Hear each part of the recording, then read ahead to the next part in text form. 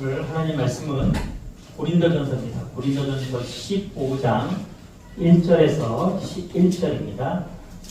고린도전서 15장 1절에서 11절입니다. 신약성경 282페이지에 있습니다.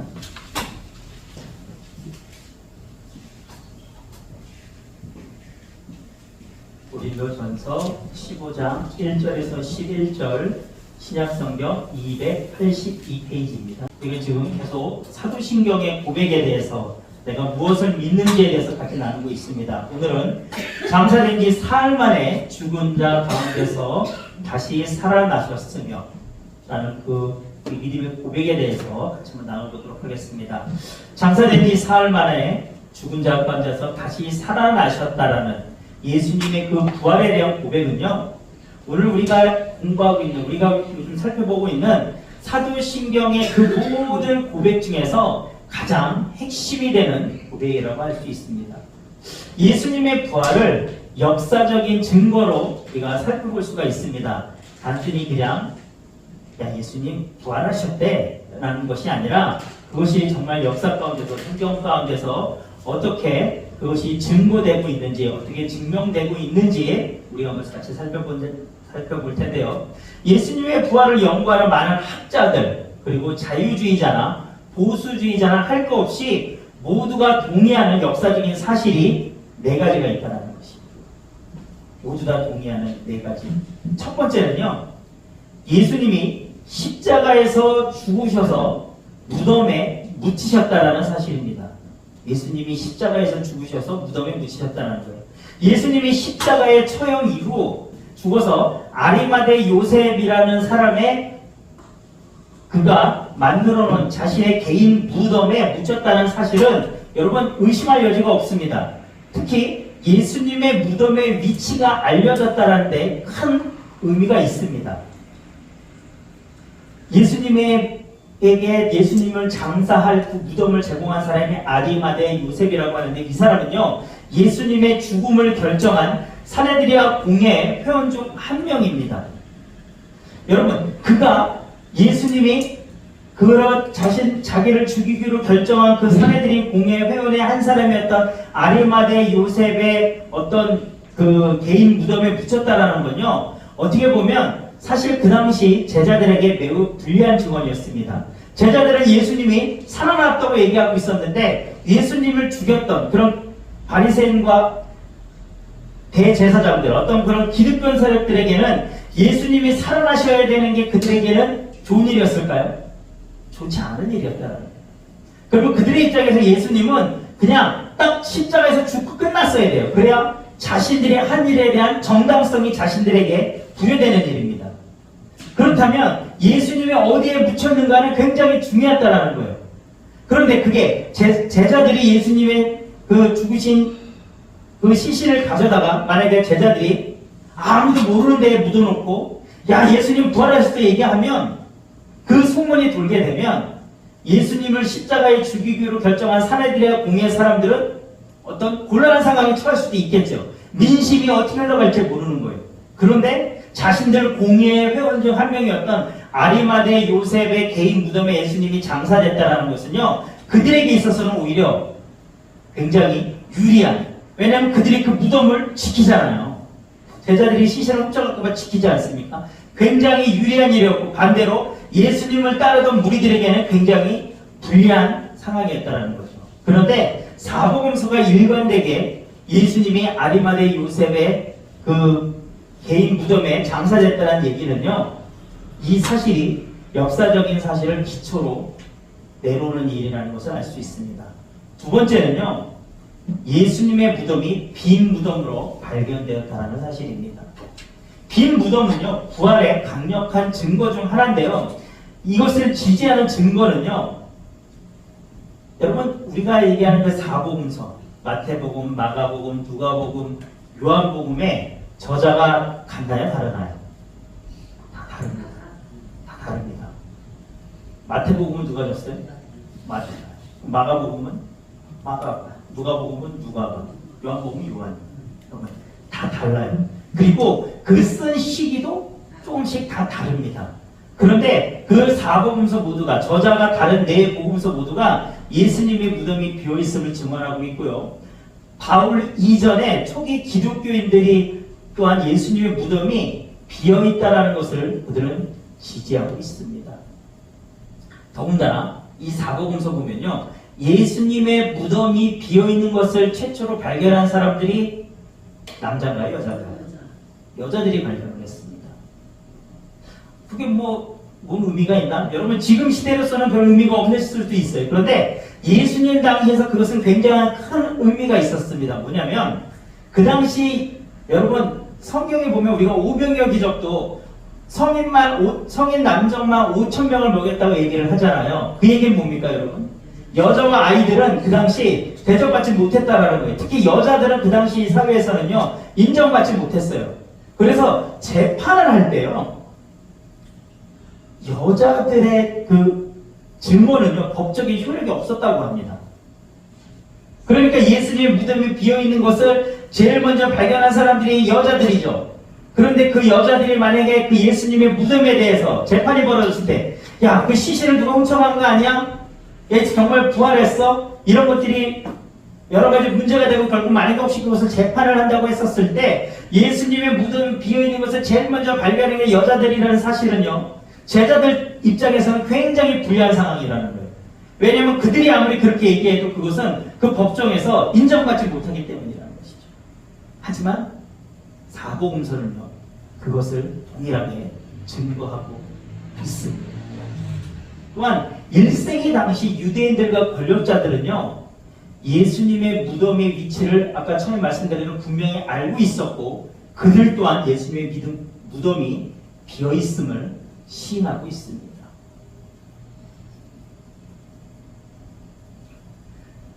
그래서 1세기 당시에는요, 그러니까 예수님 부활하신 그 당시에는요, 그 유대인들과 그리스도인 사이에서 굉장히 어떤 논쟁이 있었어요. 예수님의 부활에 관해서 굉장히 큰 논쟁이 있었거든요. 그러니까 여기서 유대인들이라는 건 뭐냐면 예수님을 믿지 않는 유대인들을 얘기하는 거고, 그리스도인들은 예수님을 믿는 유대인들을 얘기합니다. 그들 사이에서 마태복음 28장에도 보면 논쟁이 있었는데요. 근데 참 재밌는 게 뭐냐면 양쪽 모두가 동일하게 인정하고 있는 것이 예수님의 무덤이 비어 있었다는 것입니다. 그것은 모두 다 인정하고 있습니다. 그리고 지금의 어떤 역사학자들도요, 그리고 비평학자들도요, 예수님의 무덤이 빈 무덤으로 발견됐다는 것은 모두 인정하고 있습니다. 세 번째 사실은요, 개인과 그룹이 여러 번 부활하신 예수님을 직접 만나본 경험을 했고요, 그 사실을 확신했다는 것입니다. 여러분, 오늘 본문에도 어떻습니까? 우리 5절에도 보면 게바에게 보이시고, 게바가 누굽니까? 베드로입니다. 게바에게 보이시고, 또 뭐라고 나옵니까? 12 제자에게도 보이셨고, 또 예수님이 500여 형제들에게도 일시에 보이셨다고 성경은 이야기합니다. 그러면서 야고보에도 나중에 보이셨다고 그러고, 여기서 이렇게 나죠. 일시에 보이셨나니 그 중에 지금까지 대다수는 살아있고 어떤 사람은 잠들었더라. 여러분, 이거는요, 바울이 이 고린도서를 썼을 때 시기를 얘기하는 거예요. 그 당시에 그러면 예수님이 어떤 부활하셨다라는 것을 본 무리가 그 당시에는 아직도 많이 살아있었다라는 거예요.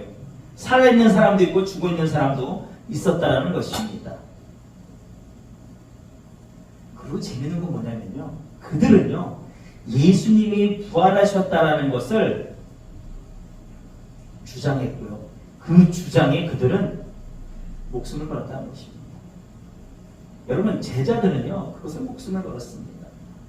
그래서 네 번째는요, 예수님 부활하신 것의 증거 네 번째는요, 예수님의 제자들은요, 부활하신 예수님을 만난 경험 때문에 그 삶이 급격하게 변화됐다는 것입니다. 오늘날 그 누구도요, 예수님의 제자들의 삶이 급격하게 변화됐다는 것에 대해서 부인하는 사람은 없습니다. 여러분, 예수님 제자들의 삶이 어땠습니까? 그들이 예수님이 12명을 하나하나씩 부르시고 나서 제자로 삼으시고 3년 반 동안 그들과 함께 예수님이 여러 가지 일들을 행하셨죠. 그들의 마음속에서 예수님의 자신들을 처음 불렀을 때 그들은 예수님의 어떻게 보면 메시아적인, 예수님이 메시아라는 것보다는 예수님의 놀라운 능력에 그들은 예수님을 따랐을 것입니다. 여러분 예수님 얼마나 많은 일들을 하셨잖아요. 오병이에요. 기적입니까? 죽은 사람도 살렸습니다. 어마어마한 일들을 많이 하셨죠. 병든 자도 다 고쳤습니다. 그랬을 때 제자들에게는요, 야, 이런 마음도 있었을 거고, 저기 술만 배우면 내가 이 한 세상 정말 엄청 부유하게 살겠구나 생각하지 않았을까요? 이 기술만 배우면 내가 이 능력만 받으면 그랬을 것입니다. 그런데 그들이 예수님과 함께하면서 점점점 변화되기 시작했죠. 그러면서 예수님이 제자들에게 자신이 메시아인 것을 말씀하시고 자신이 이제 십자가에서 못 박히고 죽으신 다음에 3일 만에 부활하실 것을 말씀하십니다. 여러분 그때 제자들이 어떻게 합니까? 베드로가 어떻게 했어요? 예수님, 나는 예수님에게 그런 일이 일어난 것을 절대 용납할 수 없습니다라고 예수님 앞에 대들잖아요. 제자들에게 예수님의 죽음은요, 상상할 수 없는 일이었던 것입니다. 그런데 예수님이 어떻게 됩니까? 잡히시더니 제대로 명령조차 하지 않으시고 십자가에서 못 박혀 죽으시죠. 여러분 예수님이 끌려갔을 때 베드로가 어떻게 합니까? 원래 쫓아가지 않습니까? 그랬을 때 그 베드로를 본 그 여종 중에 한 명이 베드로에게 야 너도 저 예수와 같이 있던 사람 중 하나가 아니냐라고 했을 때 베드로가 어떻게 해요? 나는 그를 모른다라고 몇 번 부인합니까? 3번 부인하죠. 여러분 이 3번 부인한 것도요 자세히 그 원어를 보고 살펴보면요 누가 예를 들어갖고 예지한테 야 예지 너도 예수님하고 같이 다니던 애 아니야? 우리가 두려우면 아니야 이렇게 3번을 얘기한 게 아니에요. 이렇게 3번이 아니라 야 나 아니야 이렇게 얘기한 것입니다. 그리고 시간이 또 지나간 다음에 또 물었습니다. 나 아니라니까. 그리고 여러분 마지막 3번째 부인은요 어떤 부인이냐면 그냥 단순히 야 누가 물어보니까 혹시 나도 잡혀가면 무서워서 나 아니야가 아니라 자신의 인생을 후회하는 부인이에요. 왜냐면 내가 왜 이렇게 살았지? 아니 도대체 이렇게 끌려가서 이제 우리로 죽는 사람을 내가 따랐다고? 내가 내 모든 것을 버려두고 따랐다고? 하며 후회하는 내가 그동안 헛살았구나. 내가 도대체 3년 반 동안 뭘 한 거야? 라는 절규의 후회였던 것입니다. 절규의 부인이었어요. 야, 나 아니야! 아니라고. 이런 부인이었던 것입니다. 여러분, 수제자라는 그 베드로 또한 그렇게 예수님을 부인했습니다. 그런데 그 후에 여러분 그들의 삶이 어떻습니까? 예수님을 그렇게 부인하고 각각 뿔뿔이 흩어졌던 제자들의 삶이 여러분 어떻죠? 그들은요 예수님이 하나님의 아들이라는 것, 나를 위해 이 땅에 오신 하나님이 예배하신 메시아였다는 것, 구세주였다는 것을 전하는데 여러분 목숨을 줍니다. 두려워서 예수님을 부인했던 그들이요 여러분 사도신경에 어떻게 얘기합니까? 도무지 자기들은 전하지 않을 수 없다라는 거예요. 내가 사람을 무서워하랴 하나님을 무서워하랴. 야 옥에 가둬서 야 너 이제 안전하면 내가 풀어줄게. 됐어. 나 전할 거야. 여러분 어떻게 그들의 삶이 변합니까? 예수님이 부활하셨기 때문입니다. 그리고 그 부활하신 예수님을 제자들은 보고 믿었기 때문입니다. 직접 만났기 때문입니다. 그들의 삶은요 예수님이 야 정말 메시아였구나. 정말 말씀하셨던 대로 내가 죽고 3일 만에 다시 부활하겠다라고 말씀하신 그 말씀 그대로 행하셨네. 사망도 죽음도 저분을 어떻게 할 수가 없구나. 정말 저분은 참 하나님이시구나. 여러분 제자들에게는요 그것이요 부인할 수 없었다는 것입니다. 너무나 명확했기 때문입니다. 그래서 그들은요 예수님의 부활하심을 죽으심과 부활하심을 전하기 시작했습니다. 여러분 너무나 명확했기 때문에 목에 칼이 들어와도 여러분 부인할 수 없었던 것입니다. 그들은 그 믿음 때문에 기꺼이 죽고자 했습니다. 실제로 많은 사람들이 순교했습니다. 전에 오는 그 열의 얘기 중에 어떻습니까? 예수님의 제자였던 베드로는 십자가에서 예수님과 같이 못 박혀 죽는 그 체험을 당할 때 그렇잖아요. 내 스승인 예수님은 똑바로 먹고 나는 그렇게 못한다고, 자기는 거꾸로 못 박아달라고 그런 얘기도 전해내고지 않습니까? 여러분, 예수님의 제자들은 요한 빼고는 다 순교합니다. 그들은 목숨을 걸었던 것입니다. 목숨 속에서도 그들은 두렵지 않았습니다. 바울의 삶은 어떻습니까? 여러분, 오늘 고린도전서를 쓴 사도 바울은요, 여러분, 예수님의 그런 복음을 전하던 자들 여러분 잡아 죽이는 사람이었어요. 대제사장으로부터 여러분 위임장을 받아갔고요. 말하자면 그 유대의 기득권 중에 여러분 떠오르는 여러분 신세대였습니다. 떠오르는 샛별이었어요. 그런 여러분 많은 무리를 가서요, 교회는 부시고요, 사람들을 잡아다 때리고요, 죽이고 그랬던 자였습니다. 근데 그가 또 사람들을, 예수 믿는 자들을 잡기 위해 다메섹으로 가는 길에 누구를 만납니까? 예수님을 만나지 않습니까? 그 빛 가운데서 예수님을 만나고 나서 여러분 그의 삶이 바뀝니다. 어떻게 바뀝니까? 그 무엇도 여러분 사도 바울을 막지 못했어요. 여러분 그런 생각을 해봤어요. 야, 내가 사도 바울이었으면 지금까지 때리고 죽이고 온갖 짓을 다 하고 나서 가만고, 응? 저도 이제 예수님 믿는데 이렇게 얘기하기가 여러분 쉬웠을까요? 아마 여러분 예수님 믿어도 예수님 제가 이제 뭘 공부 안 할게요까지는 할 수 있었을 것 같아. 하지만 여러분 그들에게 가서 내가 예수님을 만났다. 아마 사도 바울은 그들에게 가서 용서를 구하지 않았을까요? 지난날에 나의 잘못을 용서해달라고 했대요. 그는 예수님 복음을 전합니다. 세계 곳곳을 돌아다니며 그는 예수님의 죽으심과 부활하신 예수님 메시아임을 모든 이방 민족들에게 전했던 사람입니다. 그가 왜 그렇게 변했습니까? 예수님을 만났기 때문에, 부활하신 예수님을 만났기 때문입니다. 예수님의 제자들, 사도 바울, 또 부활하신 예수님을 본 많은 사람들의 인생은 여러분 그렇게 변했습니다. 로마 황제가 예수 믿는 자들을 여러분 콜로세움 경기장에서 사자의 먹이로 줄지언정 그들은 예수님을 따랐습니다. 복음을 전했습니다. 예수님의 부활로 인해서 그들의 인생이 다시 시작된 것입니다.